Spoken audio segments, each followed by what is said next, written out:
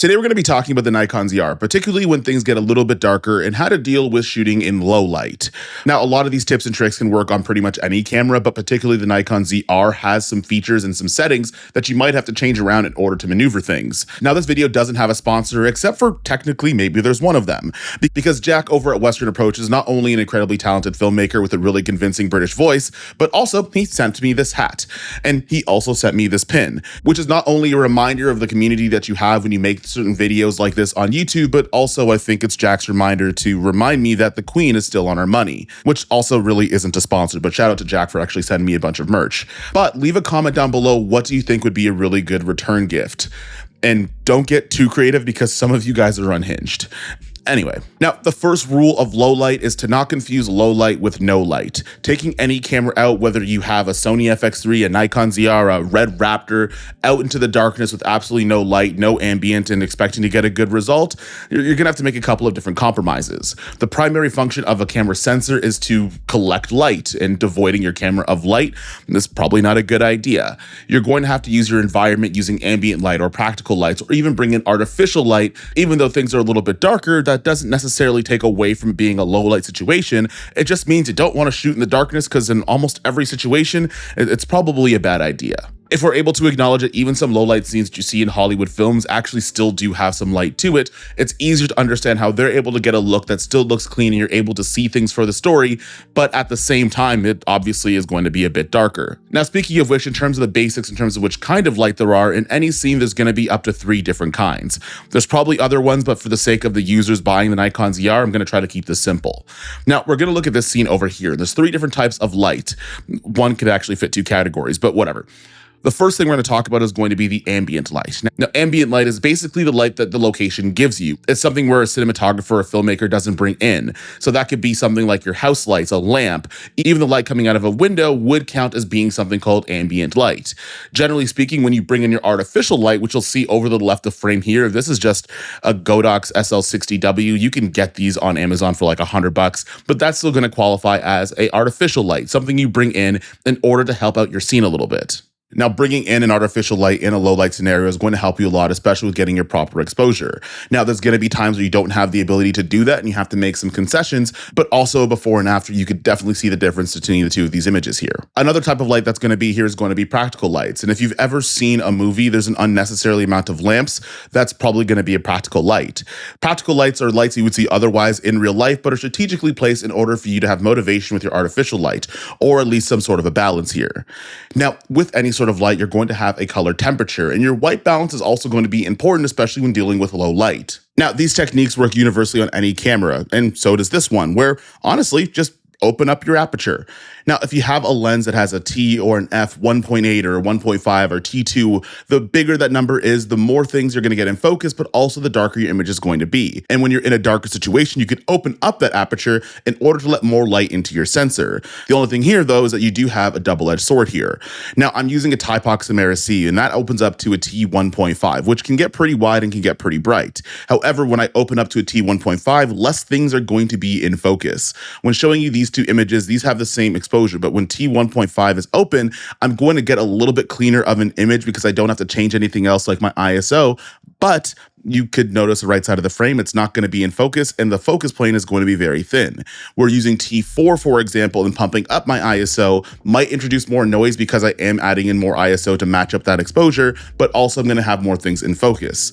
These are things you're going to have to keep in mind when working low light situations, or just when working with lenses in general. That T number that you're going to have, or the F number, that aperture, the wider you open it up or the lower you make that number, the more light you're going to get in, but you might lose things in focus. Now, the Nikon ZR has pretty decent autofocus, so it might not be that big of an issue to you, but if you're using manual focusing lenses like the Typoxamera Cs or other manual cinema lenses, this might be a hindrance, but it's just something to be aware of. But also a way that you can deal with low light. And for those of you guys that have curiosity between shooting an R3D RAW or NRAW in terms of which one has more noise when you do pump up that ISO, I will say that using NRAW is a little bit more on the noisier side. However, you can clean that up with noise reduction, but R3D is a little bit cleaner when you go through the different ISOs in terms of dealing with some darker situations.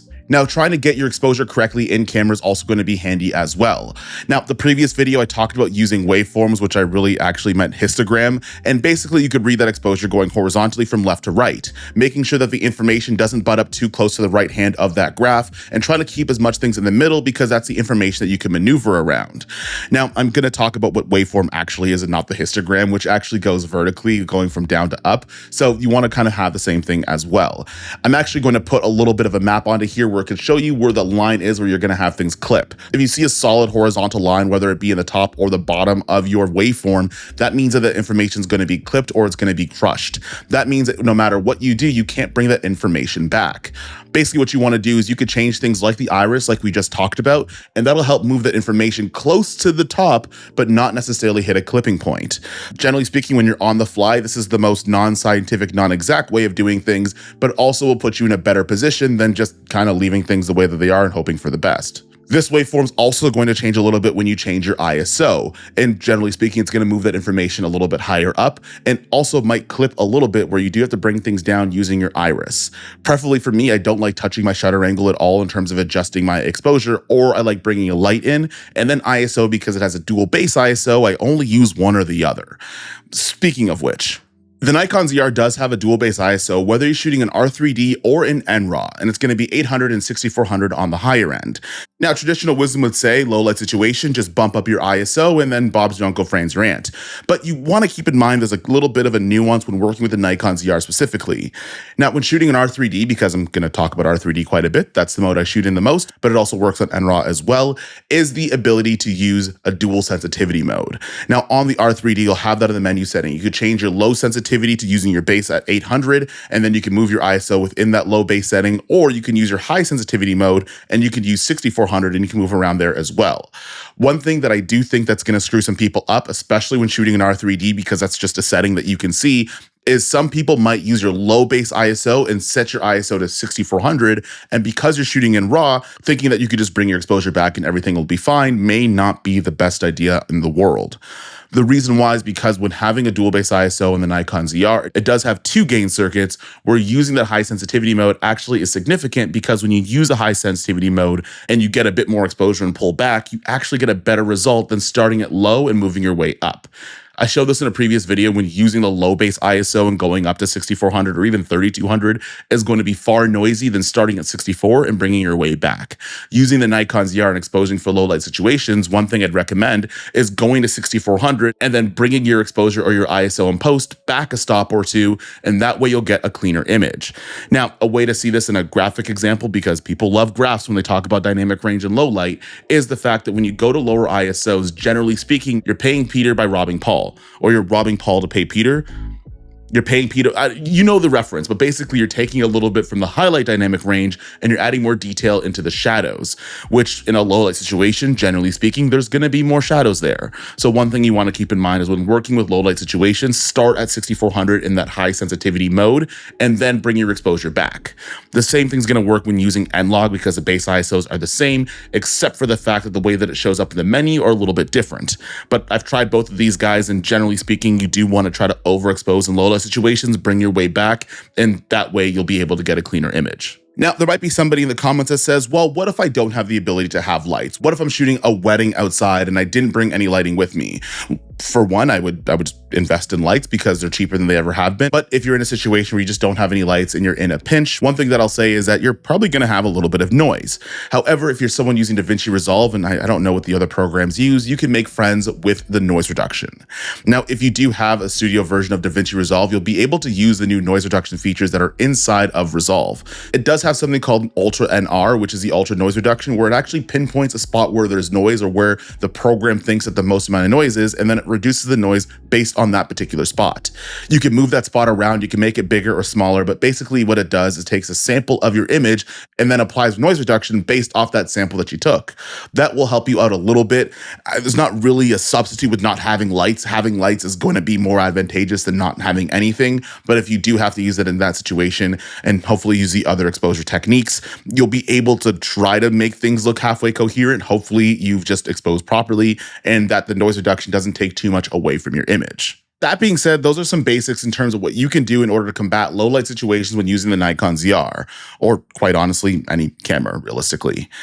Believe it or not, this is actually part 2 of a video that I made a little while ago, or actually technically maybe a part 3, where I talked about combating low light situations using other cameras, and that's probably why some of the points in here don't really overlap with the previous video, because you could just watch those videos right over here. The reason why I want to make this kind of string of Nikon ZR videos, especially with some basic tutorials in terms of how to do things, is mostly because this camera is going to be accessible to more than just filmmakers. My personal trainer asked me about buying this camera last week for their own personal content, which also is kind of an extrapolation, meaning that a lot of people that are outside of knowing how to deal with cameras are probably going to purchase this guy and unfortunately not know how to use it. And there's a lot more that you can do past the original embargo video to help users after they've purchased a camera. And like the Sony FX30, I plan on doing videos just like that as well.